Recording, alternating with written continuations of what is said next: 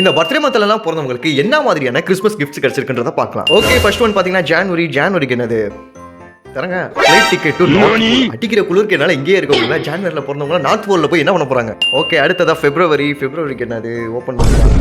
Husky talk நல்லா இருக்கு, ஆனா நம்ம ஊர் கிளைமேட்டுக்கு இந்த டாகால சர்வை பண்ண முடியாது. அடுத்ததா மார்ச்சுக்கு என்னது ஓப்பன் பண்ணுங்க பாப்போம். டைமண்டா இவனுக்கு தான்டா காஸ்ட்லியான கிஃப்ட். அடுத்ததா ஏப்ரலுக்கு என்னன்னு பார்த்தோம் அப்படின்னா செக் பாத்தீங்கன்னா 10,000 ரூபாய். இது 10,000 ரூபாவா $10,000 தெரியல, எப்படியோ காசு கிடைக்குதுல. மேக்கு பாத்தீங்கன்னா கேக்கு, இது நார்மலான கடையில எல்லாம் கிடைக்கிறதா ஏதாவது கொடுங்க. அடுத்ததா நம்ம வந்து ஜூனை பாக்குறதுக்கு முன்னாடி இந்த வீடியோ ஒரு லைக் மட்டும் போட்டு விட்டுருங்க. ஓகே, அடுத்ததா ஜூன் கடவுளே ஒரு நல்ல கிஃப்டா கொடுங்கப்பா. ரோலெக்ஸ் வாட்சா, சும்மாவே நான் சூர்யா ஃபேன், இதுல ரோலெக்ஸ் வாட்ச் வேற கிடைச்சா செம்ம சீனா போடுவேன். அடுத்ததா ஜூலைக்கு என்னன்னு பார்த்தோம் அப்படின்னா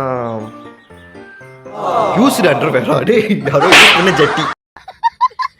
அவன் இந்த தடவை ஜூலை மாட்டிக்கிட்டான். ஓகே, அடுத்ததா ஆகஸ்ட்டுக்கு என்ன கிஃப்ட் ஓபன் பண்ணா நியூ கார் பென்ஸ். அடுத்ததா செப்டம்பருக்கு என்னன்னு பார்த்தோம் அப்படின்னா லாட்டரி ஸ்கிராச்சஸ். அந்த இழிச்சோன்னா விழுகும், இது லக்கே இருக்காது, விழுகிறது முக்கால்வாசி ஸ்டார் தான் விழுகும். அடுத்தது அக்டோபருக்கு என்ன ஓப்பன் பண்ணா ஹாட் சாக்கோ இங்கே இருக்கட்டும், பரவாயில்ல. அடுத்ததா நவம்பருக்கு என்ன கிஃப்ட் ஓப்பன் பண்ணுங்க, காசு.